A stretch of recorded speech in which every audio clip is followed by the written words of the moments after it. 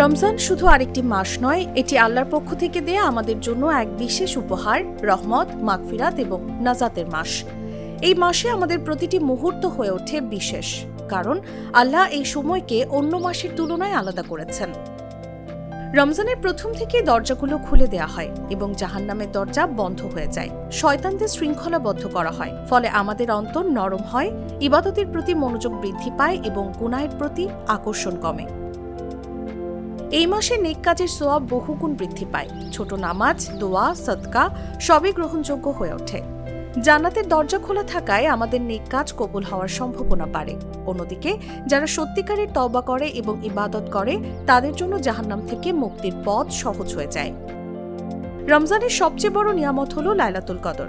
এক রাতের ইবাদত হাজার মাসের ইবাদতের সমতুল্য। এই রাতে আল্লাহর রহমত চারদিকে ছড়িয়ে পড়ে এবং আমাদের তাকদীরের সৃষ্ট সিদ্ধান্ত স্থির হয়। রমজান মূলত পূর্ণ প্যাকেজ। প্রথম অংশে রহমত, মধ্য অংশে মাগফিরাত, শেষ অংশে জাহান্নাম থেকে মুক্তি। এটি আমাদের পূর্বের সকল গুনাহ মাফ করার এবং আল্লাহর সঙ্গে সম্পর্ক নবায়ন করার সুযোগ দেয়। যে ব্যক্তি বিশ্বাস ও সোয়াবের আশায় রমজানের সিয়াম ও কিয়াম পালন করে, আল্লাহ তার সব পূর্ববর্তী পাপ ক্ষমা করে দেন।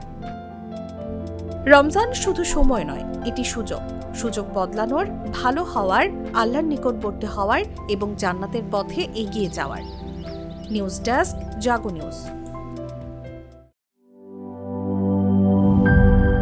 মিল্ক ক্রিম আর এক্সাইটিং ফ্রুট ফ্লেভারে তৈরি হুররে ওয়েফারের মানচি টেস্টে আপনিও বলবেন টেনশন দূর রে, হয়ে যাক হুররে।